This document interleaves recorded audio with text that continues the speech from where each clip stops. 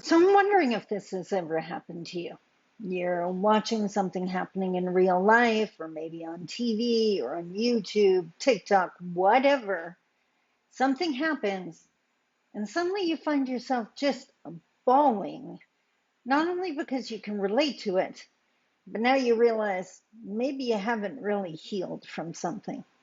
That's what I'm talking about today in this blog and video. It's definitely happened to me recently a couple of times. It's got everything to do with indigeneity and Canadian reconciliation. So stay tuned.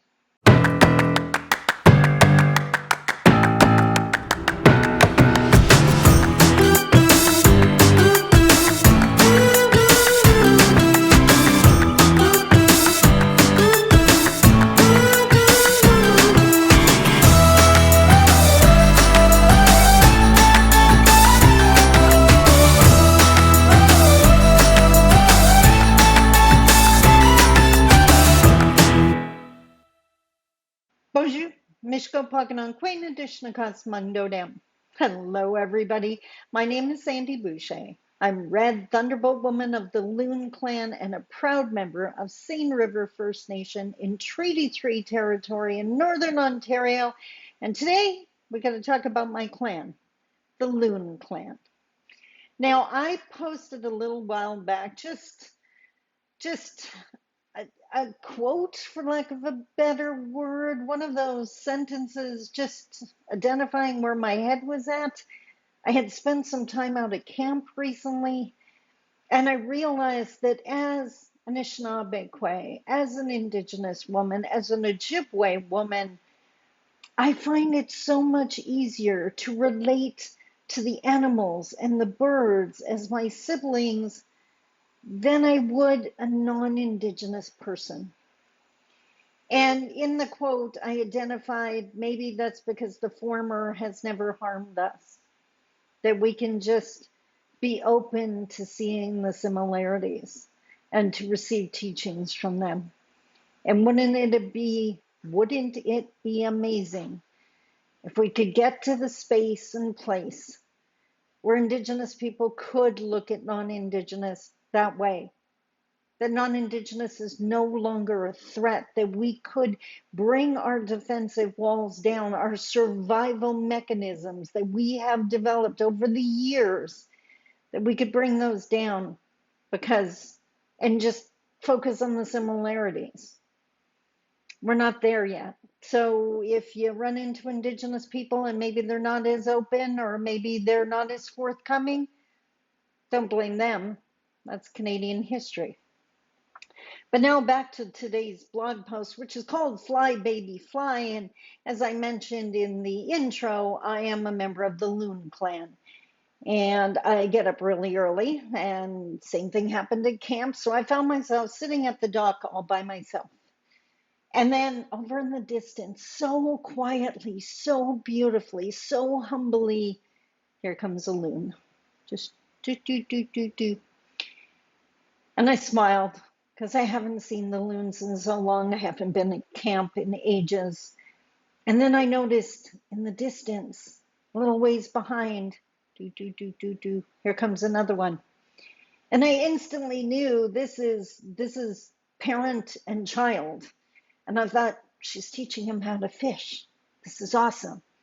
And sure enough, she would dive and he would dive and on it went. And I was just enjoying it. And then no warning. And if you have ever seen a loon take off, well, for one, if you haven't Googled that, it's worth seeing. But if you've seen them take off, it's not a quiet process. I guess maybe it is if they think there's a threat nearby. There was no threat.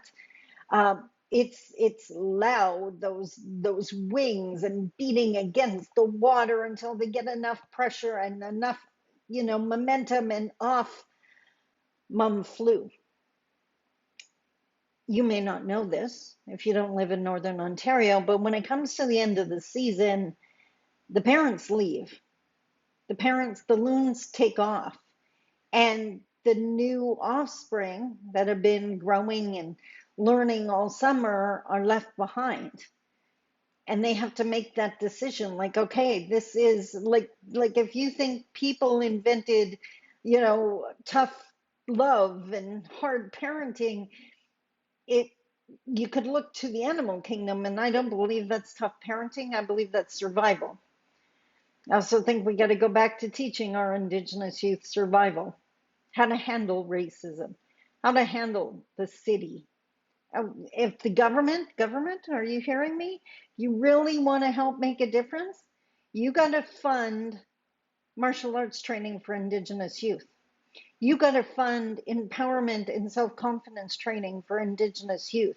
You got to fund anti-racism training for indigenous youth. If you can't make your city safe for us, then you can at least help us survive them. Just saying. Off on a tangent there for a second.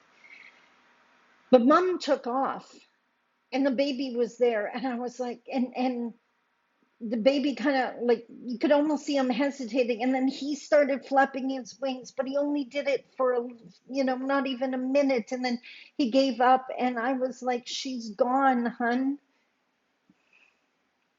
You gotta fly. And as a loon whose mom is gone now, I understood that fear, that apprehension, that what if I can't do this? And what was incredibly heartbreaking was he tried a few times and then he quit, and he just sat there and he started to call the cry of the loon. And if you've ever heard that, it is heart wrenching.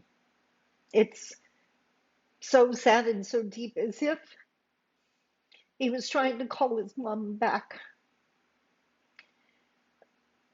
And my heart just broke as I whispered to him, she's gone.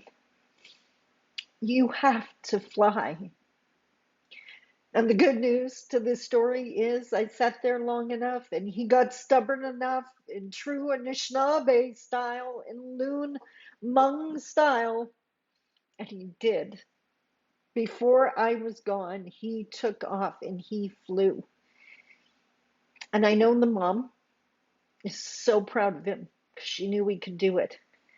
She also knew he had to.